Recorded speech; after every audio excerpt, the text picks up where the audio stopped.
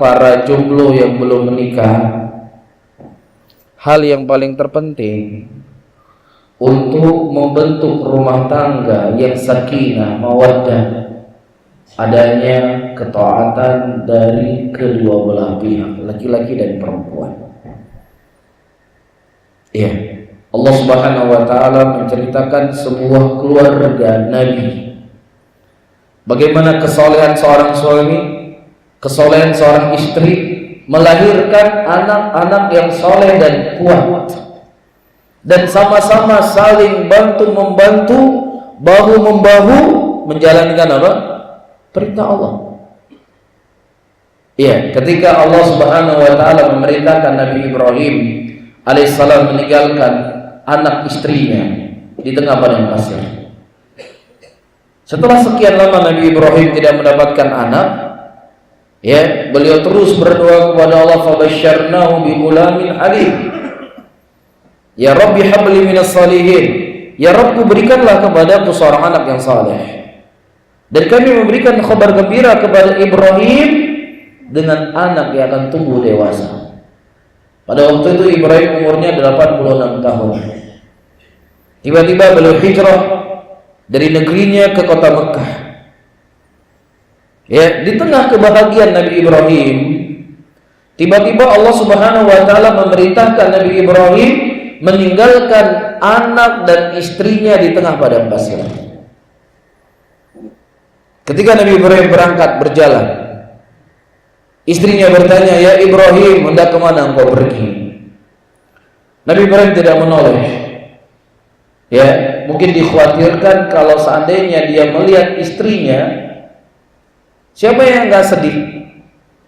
Ya, seorang suami yang baru saja punya anak, ya tiba-tiba ditinggalkan di tengah padang pasir. Antum menoleh, kasihan enggak kira-kira? Kasihan enggak kira-kira?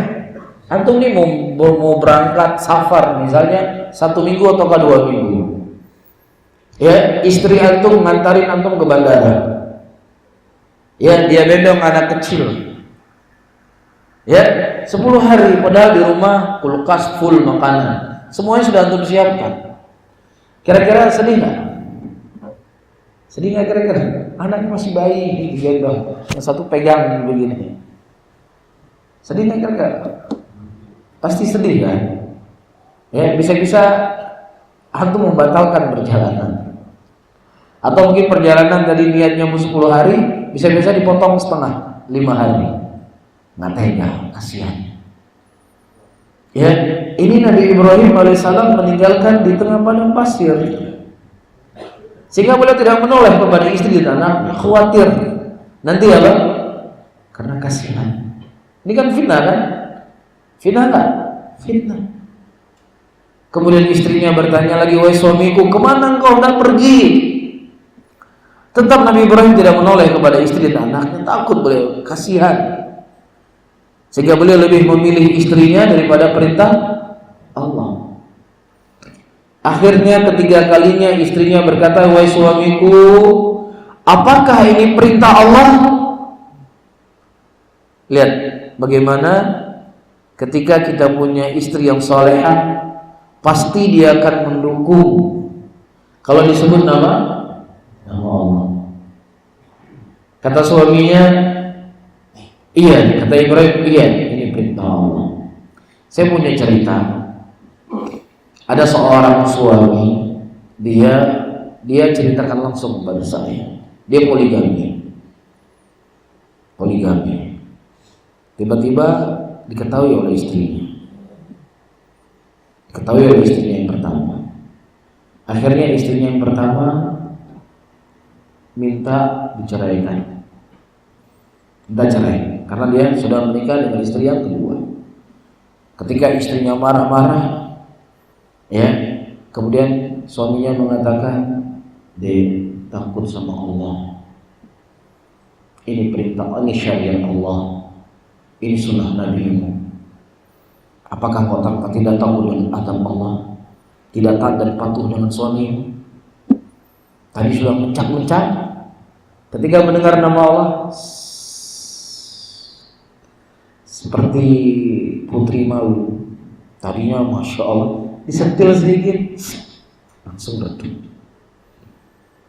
Begitulah orang-orang yang punya iman dalam hatinya.